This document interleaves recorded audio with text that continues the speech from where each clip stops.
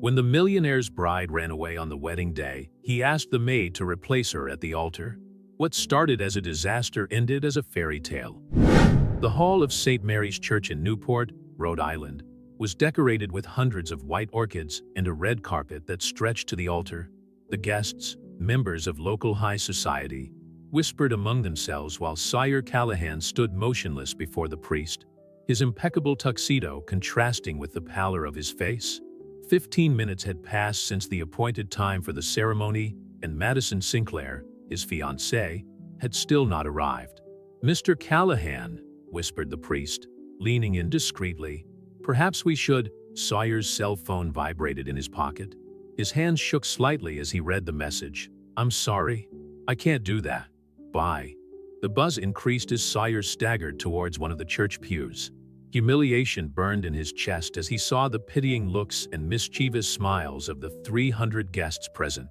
Among them were important executives, local politicians, and practically all of Newport's elite. It was then that his eyes met Lila Bennett, his housekeeper for the past 3 years, standing discreetly near the side entrance to the ballroom.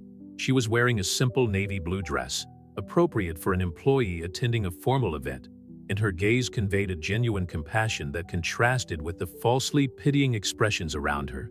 In a moment of complete desperation and perhaps madness, Sawyer stood up and walked towards her. "Lila," he said quietly, "marry me." Her brown eyes widened. "Mr. Callahan, you're not thinking clearly." "Please," he insisted, holding her hands. "I can't bear the thought of leaving here like the man who was abandoned at the altar. You're the most loyal person I know." Lila felt the weight of the prying eyes on them. She knew Sawyer well enough to know that, behind the facade of the successful 32-year-old businessman, there was a man who carried deep insecurities ever since his mother abandoned them when he was a child. "Yes," she replied, surprising herself. The murmur in the hall turned into an uproar when Sawyer announced that the wedding would take place, but with a different bride. Some people left the church, shocked by what they considered a scandal, while others stayed, too fascinated by the turn of events to leave. During the impromptu ceremony, Lila was trying to process the madness of the moment. At 28, she had never imagined that she would marry her boss, the man who barely noticed her beyond her domestic duties at the seaside mansion. After the ceremony, during the reception that took place on the Callahan estate, Lila watched the remaining guests with a mixture of anxiety and disbelief. Madison's wedding dress, which one of the bridesmaids had brought from the bride's room, had been hastily adjusted and looked great on her slender body. "You saved my reputation today," Sawyer said, approaching with 2 glasses of champagne. "I know this is crazy, but I promise I'll make it up to you." "What happens now?" Lila asked, accepting the glass. "We can keep up appearances for a while," he suggested. "Then, when the scandal dies down, we can divorce discreetly." Something in Lila's chest tightened at those words, although she couldn't explain why. "Of course," she replied. "It makes sense." Over the next few weeks, life at the Callahan mansion turned into a strange theater. Lila moved into the master bedroom, while Sawyer occupied one of the guest rooms. During the day, she continued to manage the house and the staff, but in the evenings, she had to play the part of a passionate wife at social events. To her surprise, Sawyer turned out to be different from the distant boss she knew. In their nightly conversations in the library, she discovered a complex man who hid his vulnerability under layers of professional success and social arrogance. "I never knew you were so well versed in classic literature," he remarked one evening when he found her reading Jane Austen. "There's a lot about me you don't know," she replied, allowing herself a small smile. "I studied literature at Brown University before financial problems forced me to drop out." Sawyer's gaze changed subtly that night, as if he was really seeing Lila for the first time. However, external pressure began to mount. Madison's mother started a smear campaign against Lila on social media, accusing her of being an opportunist who had planned the whole thing. "Don't let them get to you," Sawyer said, finding her crying in the garden after a particularly unpleasant event. "You're much better than all of them." "Why?" she asked, wiping away her tears. "Because I'm your maid who accepted an absurd deal?" "No," he replied, his tone surprisingly soft. Because you're the only person in this world who has ever shown me true kindness without expecting anything in return." Those words hung between them, loaded with meaning that neither of them was ready to explore. What had begun as a desperate agreement was turning into something deeper and more frightening. As she watched the sun set over the Atlantic Ocean from the balcony of the mansion, Lila wondered if she had made a mistake in accepting that crazy proposal. Not because of the scandal or the nasty comments, but because, for the first time in her life, she was beginning to feel something real for a man who only saw her as part of a convenient arrangement. Fate had a peculiar sense of humor, she thought. In her wildest fantasies, she had never imagined that a sham marriage could awaken such true feelings. The first rays of sunlight found Lila already awake in her new bedroom, surrounded by the luxury she had never imagined calling her own. The French silk curtains and Egyptian sheets were a constant reminder of how drastically her life had changed in just a few weeks. As she prepared for another day, she reflected on how she would maintain her work routine now that she also bore the Callahan surname. "The staff arrive in an hour," Sawyer commented, meeting her in the kitchen. He looked impeccable in his navy blue suit, but the dark circles under his eyes were indicative of a bad night's sleep. "Maybe we should rethink a few things." "Like what?"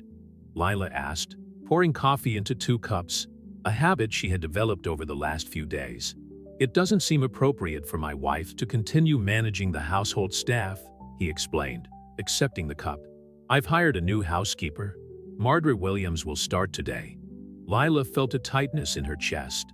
Her job was more than just a job. It was her identity, her independence. "And what do you suggest I do all day?" "Well, executives' wives usually get involved in charity work, go to clubs." Sawyer stopped when he saw the look on her face.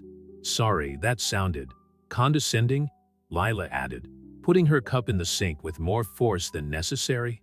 "Sawyer, I can't pretend to be something I'm not." "I'm not asking you to," he sighed, running a hand through his dark hair. "But we need to make it look real. The company board has been watching my every move since the incident." The mention of the failed marriage to Madison hung heavily between them. Lila knew that Sawyer's reputation was at stake, and part of her, a part that grew every day, wanted to protect him. "I have a proposal," she said after a moment's thought. "I can take on the coordination of the restoration project for the Newport Public Library. It's a meaningful job, and one that suits my background in literature." Sawyer's face lit up with genuine interest. "Do you really want to do that?" "Yes. It would be a way to use my education and help the community without having to transform myself into something I'm not." That afternoon, Lila visited the public library, a majestic Victorian building in dire need of renovation. The director, Dr. Harrison, was visibly surprised to discover that the new Mrs. Callahan had in-depth knowledge of literature and project management. "Your wife is extraordinary," he commented when Sawyer showed up at the end of the day to pick her up. "She's already developed a complete plan for the digitization of the rare collection." Sawyer watched Lila animatedly explaining her plans, her brown eyes shining with enthusiasm. It was a side of her he had never seen before, and something inside him moved. On the way home, the silence in the car was different from before, more comfortable, almost complicit. "You surprise me every day," Sawyer admitted. "Because you've never bothered to get to know me before," she replied, without rancor in her voice. That evening, during a charity dinner at the Newport Country Club, Lila faced her first major social test. Wearing an elegant emerald green dress, chosen by herself, not some fashion consultant, she navigated the conversations with a natural grace that surprised even the most skeptical. "So, darling," a local society lady asked with false sweetness, "how exactly did you win over our dear Sawyer so quickly?" Before Lila could answer, Sawyer appeared at her side, slipping a protective arm around her waist. "Actually, I had to win her over," he replied with a smile that didn't reach his eyes. "Lila refused my invitations 3 times before accepting a coffee." The impromptu lie was so natural that for a moment even Lila almost believed it. She felt the warmth of his hand on her waist and realized how perfectly their bodies fit together. Later, in the mansion's library, her usual nighttime refuge, Lila found Sawyer gazing into the burning fireplace. "Thank you for standing up for me today," she said, sitting down next to him. "I was just telling the truth," he replied distractedly. "You're the kind of person who would need to be won over. And you're the kind of person who's used to getting everything easily," she observed. Sawyer turned to face her, his eyes reflecting the flames. "Not everything. In fact, lately I've been realizing that the most valuable things are those that require effort to understand." The weight of those words hung between them, laden with unspoken meanings. Lila realized that they were treading a dangerous path, where the line between pretense and reality was beginning to blur. "Good night, Sawyer," she said softly, getting up.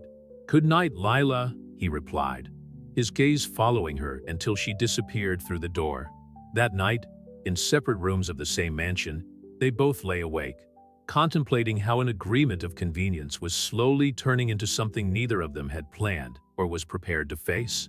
The news of Sawyer Callahan's impromptu marriage to his housekeeper had spread far beyond Newport, reaching the national tabloids. Lila found this out in the most unpleasant way possible when, during her weekly visit to the local market, she saw her face splashed across the front page of a gossip magazine with the headline, "From Apron to Altar, Newport's Modern Cinderella." "Don't pay any attention to that," said Caroline. The florist who had always treated her kindly, even before her sudden marriage. Petty people always need to create stories to make themselves feel better. But it wasn't just the press that was interested in the unlikely couple. The next morning, Sawyer received a phone call that would change the dynamics of his deal. "My grandmother is coming to Newport," he announced over breakfast, his voice tense. "Eleanor Callahan won't take no for an answer." Lila almost choked on her tea.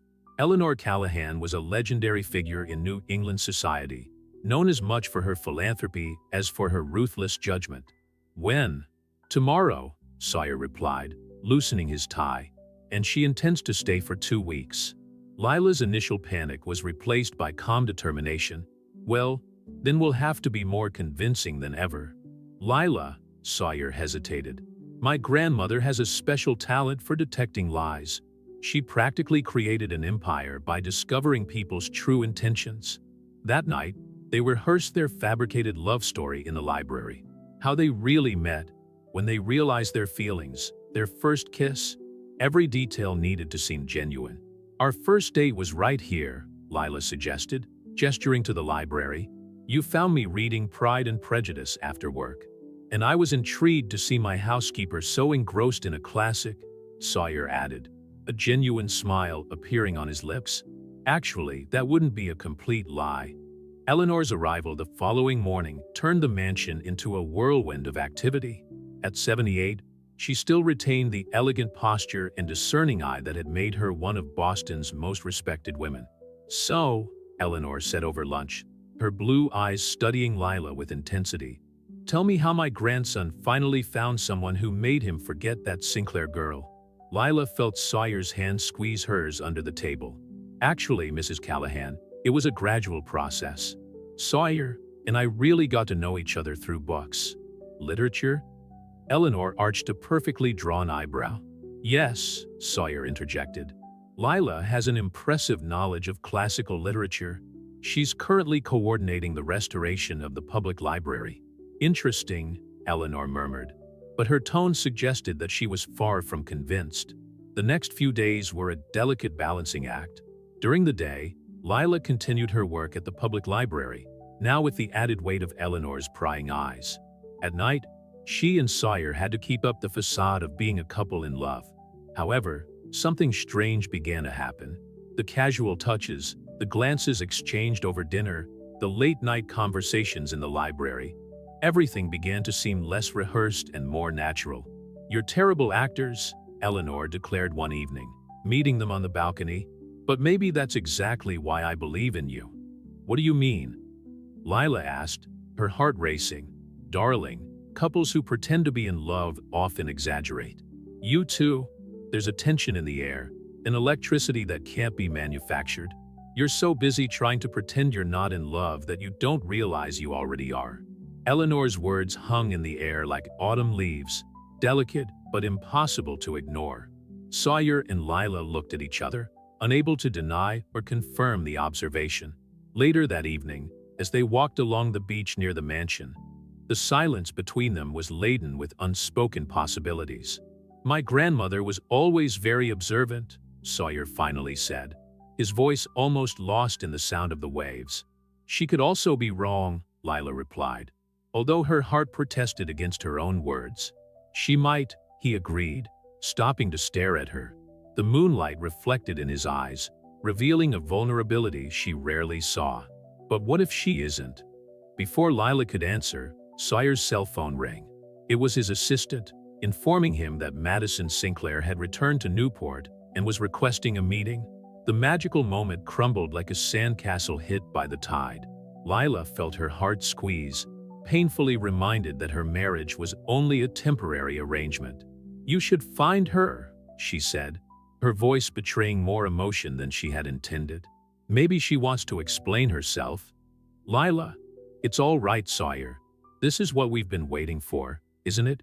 A chance to end this deal cleanly." But as she walked back to the mansion alone, Lila realized that nothing about the situation was clean or simple. Somewhere between the lies and the truths, her heart had decided to ignore all the rules she herself had set. The law firm Peterson and Associates occupied the entire 10th floor of a modernist building in downtown Newport. Sawyer watched the city through the panoramic windows while Madison Sinclair, sitting on the other side of the meeting table, explained her reasons for leaving him at the altar. "It was a moment of clarity," she said, her perfectly manicured fingers drumming on the mahogany table. "I realized that we were getting married for the wrong reasons. Family expectations, company mergers, social pressure." Sawyer kept his expression neutral, but inside, a storm of emotions was consuming him. "And you couldn't have realized that before I was standing in front of the altar?" "I'm sorry," Madison whispered, her blue eyes misty, "but now I realize I made a mistake. We can try again, do it right this time." The proposal hung in the air like toxic smoke. A few weeks ago, Sawyer would have considered it. Now, however, the image of Lila walking alone on the beach the night before kept running through his mind. "There's no again, Madison," he replied, standing up. "Some bridges, once burned, can't be rebuilt."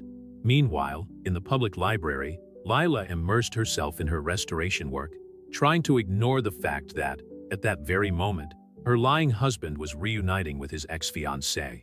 Dr. Harrison noticed her distraction when she mistakenly cataloged a first edition of The Hill of the Howling Winds.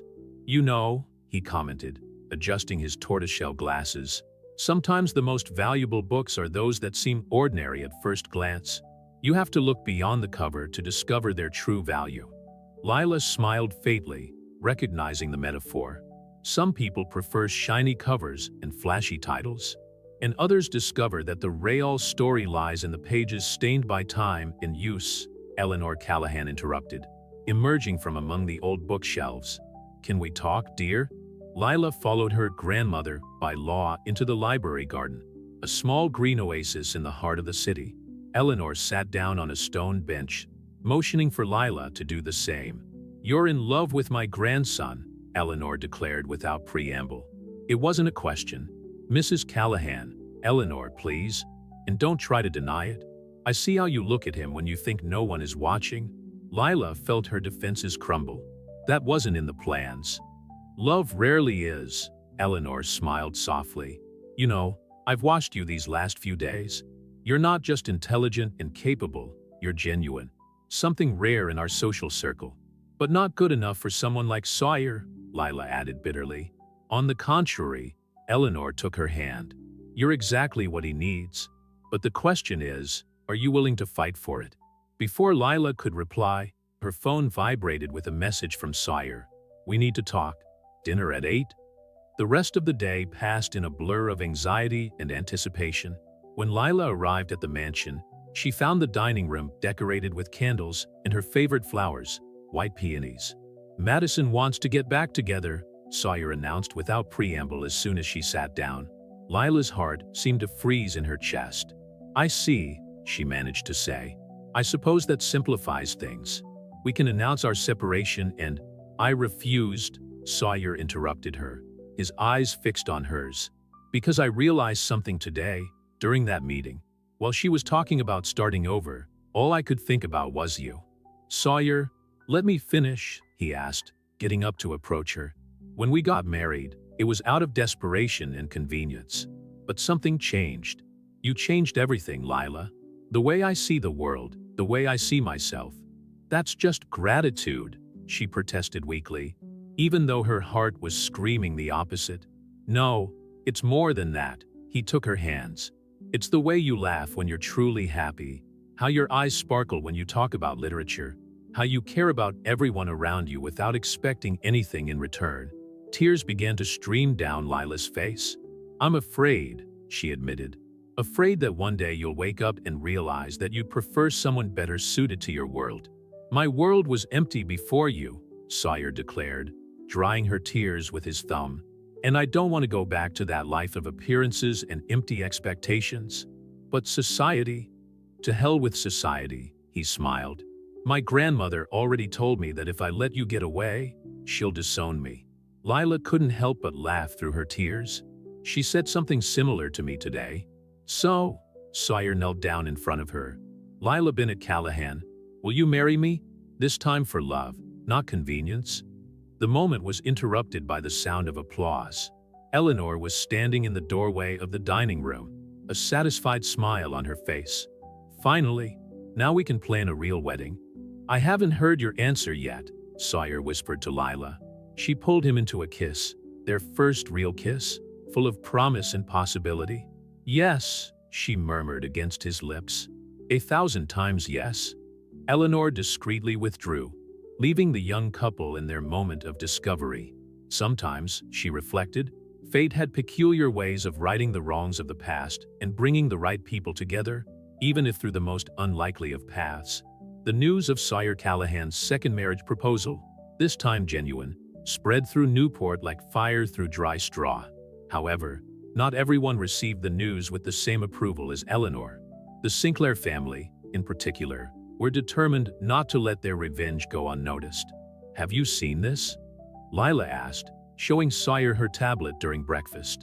On the screen, an article from the Newport Daily News questioned the legitimacy of their marriage, suggesting an investigation into possible marriage fraud.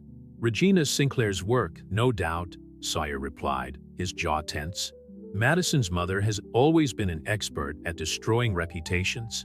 What if they find out the truth about how we got started? Lila asked, her teacup trembling slightly in her hands. It doesn't matter how we started, he replied, covering her hand with his. What matters is where we are now. However, the external pressure began to mount. That afternoon, during a Callahan Enterprises board meeting, one of the older shareholders, Howard Bennett, no relation to Lila, raised concerns about the stability of Sawyer's leadership. First a failed marriage, then a hasty union with a maid, Howard argued. Investors are nervous, Sawyer. We need guarantees. My personal life doesn't affect my ability to lead this company, Sawyer replied firmly. Last quarter's figures prove that. Meanwhile, at the public library, Lila was facing her own challenges. One of Madison's old friends, Charlotte Pierce, showed up during her meeting with potential donors for the restoration project. It's fascinating how some people manage to climb the social ladder so quickly, Charlotte remarked aloud, interrupting Lila's presentation. Almost like a modern fairy tale, isn't it? Dr. Harrison, sensing the venom in Charlotte's words, intervened. Ms. Callahan has demonstrated exceptional competence in this project. Her academic training and dedication are exemplary. Incomplete education, Charlotte corrected with a mischievous smile. You dropped out of Brown University, didn't you? For financial reasons, Lila replied calmly, although her heart was racing. And I intend to resume my studies next semester. The news took everyone by surprise, including Sawyer himself, who had arrived silently during the confrontation. And you have my full support in that, he declared, walking over to Lila and kissing her forehead softly. Later, in the privacy of his home office, Sawyer confronted Lila about her decision. Why didn't you tell me about your plans to go back to university? Because I was still processing the idea, she admitted. After Eleanor mentioned your connections with Brown, I started to consider the possibility, but I didn't want people to think I was using our marriage for my own benefit. You're my wife, Sawyer emphasized, pulling her closer. Your success is our success. The moment was interrupted by an urgent call from Eleanor. The Callahan matriarch had discovered something disturbing about Madison. "She's pregnant," Eleanor announced bluntly when she arrived at the mansion an hour later.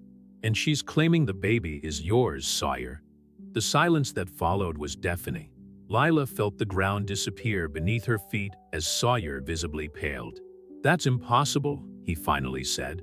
"Madison and I haven't. Not in the last 6 months, at least." "Well, she's telling a different story to anyone who will listen," Eleanor replied. "And Regina Sinclair is already planning a press conference."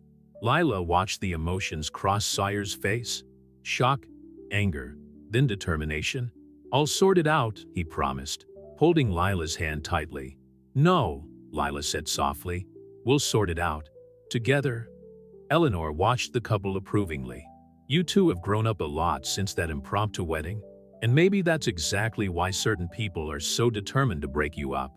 That night, as a storm brewed over Newport, Sawyer and Lila stayed awake in the library, their refuge since the beginning. The rain beat against the windows as they planned their next steps. "I'm not going to let them destroy what we've built," Sawyer declared, his fingers intertwined with Lila's. "Even if it means facing your entire social circle?" she asked. "Especially so," he smiled. "You know, when Madison left me at the altar, I thought my life was over. Now I realize it was just the beginning of something real, something true." The words hung in the air like promises, stronger than the thunder that echoed outside. What had begun as an agreement of convenience had turned into an emotional fortress that not even the fiercest storms could shake. Eleanor, watching the couple discreetly from the library door, smiled to herself. Sometimes, she reflected, the greatest love stories are born out of the most unlikely situations. And while the storm roared outside, inside the Callahan mansion, two hearts found shelter in each other, proving that true love was undaunted by scandal or social threats. The press conference called by Regina Sinclair took place in the main hall of the Newport Harbor Hotel, a historic establishment that had witnessed countless dramas of local high society. The room was packed with journalists and members of the social elite, all eagerly awaiting what promised to be the scandal of the year. Moments before the start, Sawyer and Lila stood in an adjacent room, preparing for what was to come. Eleanor had hired Martin Walsh, the best defamation lawyer on the East Coast, who was now reviewing his strategy with the couple. "We have concrete evidence that Ms. Sinclair was in Europe during the period in which she claims to have conceived," Martin explained, showing travel records on his tablet. "More specifically, at an exclusive spa in Switzerland." "Why would she do that?" Lila asked, her voice betraying concern. "There must be something more." "There's always something more," Eleanor intervened, entering the room with a folder in hand. "And I've just found out exactly what it is." The Callahan matriarch revealed that Sinclair Industries, Madison's family business, was on the verge of bankruptcy. A marriage to Sawyer would have guaranteed not only social status, but also a business merger that would have saved the dwindling empire. "They're desperate," Eleanor concluded. "And desperate people make mistakes." Sawyer observed Lila, who remained calm despite the approaching storm. Her navy blue dress, carefully chosen for the occasion, reflected a discreet elegance that contrasted with the sensationalism of the moment. "You don't have to go through this," he whispered, holding her hand. "I can face them alone." "No," Lila replied firmly. "We're a team now. For better or worse, remember?" When Regina Sinclair stepped up to the podium, with Madison at her side showing off a small bulge under her designer dress, silence overtook the hall. However, before she could begin her rehearsed speech, Eleanor Callahan took the floor. "Ladies and gentlemen," Eleanor's voice echoed through the hall, "before this farce continues, I would like to present some interesting facts about Miss Sinclair and her supposed pregnancy." What followed was a meticulous presentation of evidence, travel records, medical documents from the Swiss spa, and, the final blow, an audio recording where Madison discussed her plan with an accomplice. "That's defamation," Regina shouted, her face red with fury. "We'll sue all of you." "Please do," Martin Walsh replied calmly. "It will be a pleasure to present all this evidence in court." Madison, seeing her plan fall apart, dropped her victim mask. "You've ruined everything," she accused Lila. "It was supposed to be my happy ending." "Happy endings have to be earned, not manipulated," Lila replied, her voice soft but firm. "And they usually don't come the way we expect." The press conference turned into a media circus, with journalists rushing to publish the real story. Not about a housekeeper who stole a groom, but about a former bride who tried to destroy a legitimate marriage out of financial desperation. Later that evening, in the privacy of the Callahan Mansion's library, Sawyer found Lila gazing into the fireplace. The fire danced in her eyes, reflecting the inner strength he had learned to admire. "You were amazing today," he said, taking a seat next to her. "You kept your dignity even when they tried to destroy it." "I've learned a lot about dignity over the years," she replied, leaning back against his chest. "When you have to work to survive, you learn that your true strength comes from within. And that's why I love you," Sawyer declared, the words coming out naturally for the first time. "Not just for who you are, but for making me want to be better." Lila turned to face him, surprised by the spontaneous declaration. "Do you really mean that?" "Every word," he smiled, touching her cheek gently. "What started out as a desperate deal showed me what true love is." Eleanor, who was passing in the corridor, smiled as she heard the conversation. Her plan had worked perfectly, not only in exposing the truth about Madison, but in further strengthening the bond between her grandson and Lila. "I think now we can finally plan that vow renewal," she commented, entering the library. "Something small, intimate, only with people who really matter. No 300 guests this time?" Sawyer joked, remembering his first failed wedding. "No," Lila smiled, "just real family." The word family echoed in everyone's heart. For Lila, who had lost her parents early, for Sawyer, who had always sought approval in superficial relationships, and for Eleanor, who saw in her new granddaughter the daughter she never had. The crisis had passed, but its consequences brought more than just vindication. It brought growth, unity, and the certainty that sometimes life's greatest gifts come disguised as challenges. The next morning, as Newport woke up for another day, the Callahan Mansion breathed new energy. The scandal had turned into triumph, and what had begun as a necessary lie had blossomed into the purest truth. The scandal involving Madison had dissipated like mist under the morning sun, but its repercussions still echoed through the corridors of Newport's high society. For Sawyer and Lila, however, the moment brought unexpected clarity about their relationship and their future. One Thursday morning, Lila found a letter on her desk in the public library, a reply from Brown University about her application for readmission. With trembling fingers, she opened the envelope, her heart racing as she read the first few lines. "Accepted," she exclaimed, tears of joy streaming down her face. "I never doubted it," Dr. Harrison smiled, watching her reaction. "You were always destined for something greater than cataloging old books." That evening, Sawyer organized a small celebration at the mansion. Eleanor, Dr. Harrison, and a few close friends gathered in the winter garden, where soft lights danced among the tropical flowers that Lila loved so much. "A toast to our future literature graduate," Sawyer proposed, raising his glass. "And to the courage to start again," Eleanor added, her proud gaze fixed on Lila. As the guests chatted, Sawyer pulled Lila into a more private corner of the garden. "I have a surprise for you," he said, handing her an envelope. Inside, Lila found the deed to a small bookstore in the historic center of Newport. "Sawyer, what's this?" "Your next chapter," he smiled. "The former owner is retiring and wanted someone who really loved books to continue her legacy. I thought it could be your side project while you finish your studies.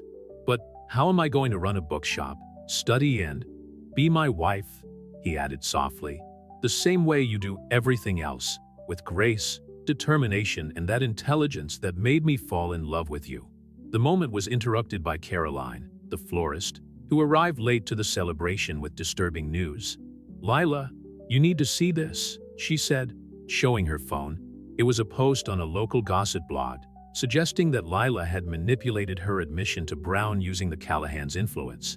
The text, although anonymous, bore clear hallmarks of Regina Sinclair's venomous style. "Ignore it," Eleanor intervened, sensing the growing tension. Petty people will always try to diminish someone else's success. No, Lila replied, a new determination in her voice. No more ignoring. It's time to show who I really am. Over the next few days, Lila immersed herself in her bookshop project, transforming the vintage space into something unique. She kept the old wooden shelves and plank flooring, but added modern elements, a literary cafe on the mezzanine, spaces for book clubs, and a special section dedicated to local authors. You're creating more than a bookstore, observed Dr. Harrison during a visit. You're building a sanctuary for lovers of literature. The grand opening of Bennett and Books coincided with the start of classes at Brown. Lila divided her time between Newport and Providence, balancing studies, business, and her life with Sawyer with a determination that impressed everyone. How do you do it? Asked a classmate, Amanda, after a particularly intense Victorian literature class. I've learned that when you truly love something or someone, you find strength you didn't even know you had, Lila replied, thinking about how her life had changed in the last year. At home, her relationship with Sawyer continued to evolve. Evenings in the library, once a refuge from their artificial arrangement, were now moments of genuine connection. They discussed literature, business, and dreams, building a partnership that transcended their unlikely origins. You know what I love most about you? Sawyer remarked one evening, while Lila was sharing her ideas for an essay on Jane Austen. How you've never lost your essence, even with all the changes in your life. Maybe because I finally found people who love me exactly as I am, she replied, leaning back against his chest. The news that Regina Sinclair had left Newport for a season of rest in Europe came as a whisper through social circles. Madison, according to close sources, had started therapy and began working for an NGO that supports women in vulnerable situations. People can surprise us, Eleanor commented during a family dinner. Sometimes we need to fall to learn how to get up. How did you know? Lila asked suddenly. Right from the start, you seemed to see something in us that even we didn't see. Eleanor smiled, that wise smile that bore decades of observation of human nature. Because I saw two lonely hearts finding each other, even through unusual circumstances. True love doesn't follow pre-established scripts. That evening, after Eleanor had left, Sawyer found Lila on the balcony, gazing out at the lights of Newport Harbor. What are you thinking about? How unpredictable life is, she replied, entwining her fingers in his. A year ago, I was your housekeeper, trying to scrape together the money to go back to university. Now you're my wife, a businesswoman and future literature graduate, he added. And I couldn't be prouder or more in love. The gentle ocean wind carried promises of the future, while the stars silently witnessed another chapter in this unlikely love story. A story that proved that sometimes the best romances are those that life writes when we're not paying attention. Bennett and Books had become one of Newport's most beloved spots in just a few months. One autumn afternoon, as the sun filtered through the bookshop's Victorian windows, Lila was organizing a book signing with a local novelist when she noticed something unusual. Regina Sinclair standing discreetly among the historical fiction shelves. The two women stared at each other for a tense moment, until Regina took a hesitant step towards her. "May I speak to you?" she asked, her voice devoid of its usual arrogance. In private, Lila led Regina up to the mezzanine office, a cozy space decorated with black and white photographs of classic writers. "What can I do for you?" she asked, maintaining a professional tone. "I came to apologize," Regina said, surprising Lila. "My therapy in Zurich made me realize how much harm I'd caused by trying to protect Madison and our social status. Why are you telling me this now?" "Because you built something real here," Regina gestured to the bookstore below. "While we were trying to destroy your reputation, you created a place that really contributes to the community." The conversation was interrupted by the arrival of Sawyer, who had dropped by to pick up Lila for an important appointment, her first presentation as a guest speaker at Brown, where she would be talking about the importance of literary spaces in the digital age. "Regina," he greeted coldly, positioning himself protectively next to Lila. "I was just leaving," Regina replied, getting up. At the door, she stopped and turned around. "You two proved me wrong about everything. You have something, Madison, and you never had, Sawyer. Something real." After she left, Lila noticed that her hands were shaking slightly. "Are you okay?" Sawyer asked, hugging her. "I am," she replied, taking a deep breath. "It's strange, but I feel like a difficult chapter is finally closing." In Brown's auditorium, Lila faced her largest audience yet. Among teachers and students, more than 200 people were waiting for her words on the role of independent bookstores in the cultural formation of communities. "Books are not just stories printed on paper," she began, her voice gaining confidence. "They are bridges between people, between experiences, between worlds. A bookstore doesn't just sell books, it offers possibilities." From the front row, Sawyer and Eleanor looked on with pride. Next to them, Dr. Harrison smiled like a proud father watching his protege shine. "It's fascinating," Eleanor commented softly, "how she manages to balance everything. Her studies, the bookstore, our social life. And she still finds time to plan our vow renewal," Sawyer added, touching the ring on her finger. The vow renewal ceremony was scheduled for next month, this time planned with care and love, not desperation and convenience. It would take place in the garden of Bennett and Books, transformed into a magical space for the occasion. After the talk, during the reception, a young student approached Lila. "Your story inspired me," she said, "knowing that we can start again, that we're not bound by other people's expectations." "Sometimes," Lila replied, "our greatest moments of growth come when we dare to be authentic, even if the world expects something different from us." Back at the Callahan mansion, Lila found a surprise waiting in her room. A first edition of Jane Austen's Persuasion, her favorite book. "I found it at an auction in Boston," Sawyer explained, watching her emotional reaction. "I thought it would be perfect for your special collection in the bookstore."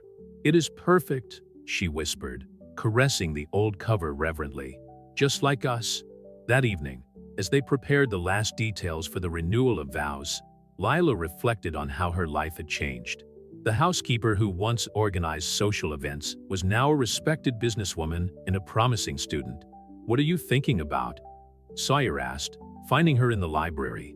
"About how sometimes the happiest endings begin with the most unlikely moments," she replied, leaning back against his chest.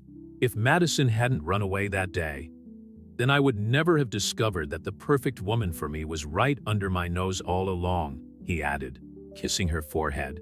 Eleanor, who was passing in the corridor, smiled as she overheard the conversation.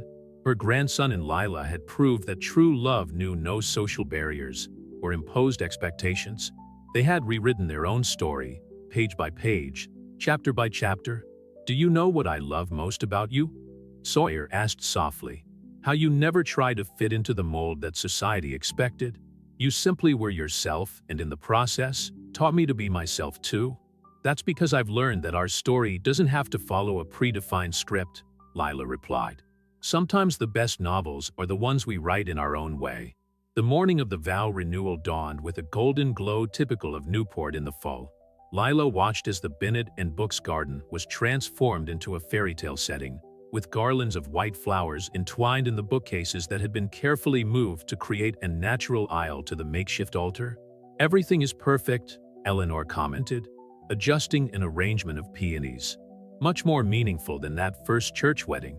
Lila smiled, remembering how her life had changed since that chaotic day. Now, instead of a hastily borrowed dress, she would wear a model designed especially for her. Simple, elegant, and with hidden pockets where she would keep her favorite quotes from romantic literature. "I have something for you," Eleanor said, handing over a small blue velvet box. Inside, a delicate sapphire brooch in the shape of an open book glowed softly. "It was my grandmother's. She was a book lover too." "Eleanor, I can't." "Yes, you can," the matriarch insisted, pinning the brooch to Lila's dress. "You've brought back to our family something we thought we'd lost: authenticity." The ceremony was scheduled for dusk, when the soft lights of vintage lanterns would illuminate the garden. The guests, an intimate selection of true friends and family, began to arrive, many carrying books instead of traditional gifts, fulfilling the couple's special request to contribute to a new section of the bookstore dedicated to love in all its forms. Dr. Harrison, who was to be the celebrant for the ceremony, found Lila in his office on the mezzanine. "Nervous?" "Curiously, no," she replied, adjusting her brooch. "This time, I know exactly where my heart is." On the other side of the bookstore, Sawyer was waiting with a surprise of his own. For months, he had been secretly working on a special project, a handmade book telling their story, illustrated with photographs, notes, and moments captured along their journey. "It's more than a gift," he explained to Caroline, who had helped him bind the volume.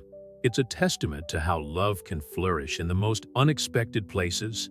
Soft music began to play, an acoustic version of an old love song, as the guests settled among the bookshelves. The scent of old books mingled with the perfume of flowers, creating a unique and intimately personal atmosphere. As Lila began her walk down the aisle of books, each step took her past titles that had marked her life. From the classics that had comforted her in difficult times to the contemporary novels that had inspired her own love story. A year ago, Sawyer began his vows, his voice heavy with emotion. "I thought I was living through a tragedy, but you, Lila, have transformed my story into something much deeper and truer than any novel I've ever read." Lila, holding a small notebook in which she had written her own vows, took a deep breath. "They say the best books are the ones that surprise you on every page." Our story began as a desperate arrangement, but it turned into the most beautiful romance I could have imagined. Dr. Harrison, visibly moved, led the ceremony with words about how love, like great books, has the power to transform lives. When the time came to exchange rings, new ones, this time, chosen together, the setting sun cast a golden glow through the windows of the bookstore. During the intimate reception, guests were invited to share their own love stories, creating a mosaic of narratives that celebrated the power of genuine connections. Regina Sinclair, standing discreetly at the back of the room, watched it all with a mixture of regret and admiration. "Sometimes," she commented softly to Eleanor, "you have to lose something to understand its true value." Eleanor nodded sagely. "The important thing is to learn from history and write a new chapter." Later, as soft music lulled the last moments of the celebration, Sawyer found Lila among the poetry shelves, absent-mindedly leafing through a volume of Pablo Neruda.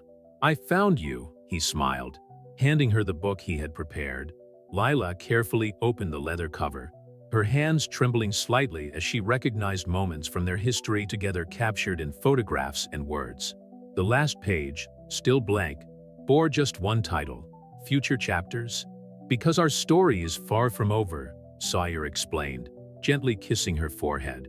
The sound of clinking glasses drew his attention back to the party, where Eleanor was preparing a toast. "To Lila and Sawyer," she raised her glass, "who reminded us that the best novels are those written from the heart, not from social expectations." As the guests applauded, Lila and Sawyer shared a look that said more than words. There, surrounded by books that told thousands of love stories, they were living their own tale.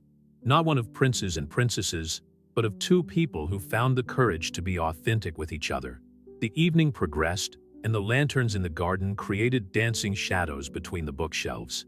Bennett and Books, a silent witness to their journey, seemed to embrace everyone present with its welcoming atmosphere, reminding us that sometimes the most magical places are those where we can simply be who we are. A year after renewing their vows, Bennett and Books had expanded to include a new annex dedicated to literary events and creative writing workshops. Lila, now a literature graduate from Brown, balanced her time between running the bookstore in an ambitious project, writing her own story. "It's strange to put your life into words," she commented to Sawyer one evening, while going over her notes in the mansion's library. "How do you capture on pages something that has so profoundly changed who you are?" "Maybe that's exactly why it needs to be told," he replied, gently massaging her tense shoulders, "to show that sometimes the best novels are the ones that life writes for us." The news that arrived that morning, however, threatened to shatter the peace they had built up. Callahan Enterprises was facing a hostile takeover attempt by a Seattle conglomerate, and the shareholders were pressuring Sawyer to sell.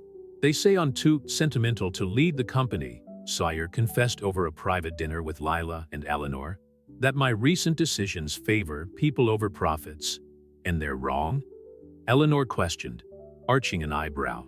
Since you started prioritizing employee well-being and sustainable projects, satisfaction and productivity levels have increased significantly. Lila watched her husband with concern. In recent months, Sawyer had implemented several changes in the company: daycare for employees, continuing education programs, environmental initiatives, changes that reflected the man he had become. More compassionate, more aware. Maybe it's time to show them that empathy and success aren't mutually exclusive, Lila suggested, an idea forming in her mind. Over the next few weeks, while Sawyer struggled to maintain control of the company, Lila worked discreetly on a side project. With the help of Dr. Harrison and a team of researchers from Brown, she began documenting the impact of Sawyer's humane policies not only on the company's numbers, but on people's lives. The presentation to the board took place on a rainy spring afternoon. Sawyer, surprised by his wife's presence, watched in awe as she led a masterful presentation on how the changes implemented had not only improved the quality of life for employees, but also increased the company's long-term profitability. The true value of a company can't just be measured in dollars, Lila concluded, her voice firm in front of the veteran executives. It's in the impact it has on the community, the families it supports, the dreams it allows to come true. The silence that followed was broken by applause, initiated, surprisingly, by Howard Bennett, the same shareholder who had previously questioned Sawyer's leadership. Perhaps, Howard admitted, we have underestimated the power of a more human approach to business. The takeover attempt was unanimously rejected by the board, and Sawyer's policies not only maintained, but expanded. The story quickly spread throughout the corporate world, attracting national attention to a new management model that balanced profit and purpose. At home, celebrating the victory with a special bottle of wine kept by Eleanor, Sawyer found Lila in her favorite place, the library. "How do you always know exactly what to do?" he asked, amazed. "Because I learned from books that the best stories are those where the characters find strength in their vulnerabilities," she smiled. "And you taught me that sometimes we need to fight for what we believe in, even when it seems impossible." Eleanor, watching the couple from the doorway, smiled with satisfaction. "You know," she commented, "when I planned that first impromptu wedding—" "Wait," Lila interrupted, surprised. "You planned it?" The Callahan matriarch laughed softly. "Let's just say I had a strong feeling about you two for a long time. Sometimes the right people just need a little nudge from fate, or a perceptive grandmother." "So you knew Madison would run away?" Sawyer asked, incredulous. "Not exactly," Eleanor admitted. "But I knew her heart well enough to know that she wasn't the right person for you. And I knew Lila well enough to see that she was." The sound of the rain against the library windows created an intimate atmosphere as the three shared laughter and memories. What had begun as a desperate arrangement had turned into a love story that defied convention and transformed lives. For the future, Eleanor raised her glass. And for all the stories not yet written. Lila and Sawyer exchanged a complicit glance, knowing that their journey was far from over. Bennett and books continued to grow, now a symbol of how literature could unite people and transform communities. Callahan Enterprises was redefining business success from a new, more human perspective. "Do you know what I love most about our story?" Lila asked Sawyer softly later that evening. "That each chapter has brought us closer to who we really are. And the best thing of all," he replied, kissing her tenderly, "is that we still have many blank pages ahead of us." In the silent library, among volumes that held thousands of love stories, Lila and Sawyer had written their own narrative. One that proved that sometimes the happiest endings begin with the most unlikely moments, and that true love has the power to transform not just hearts, but entire worlds.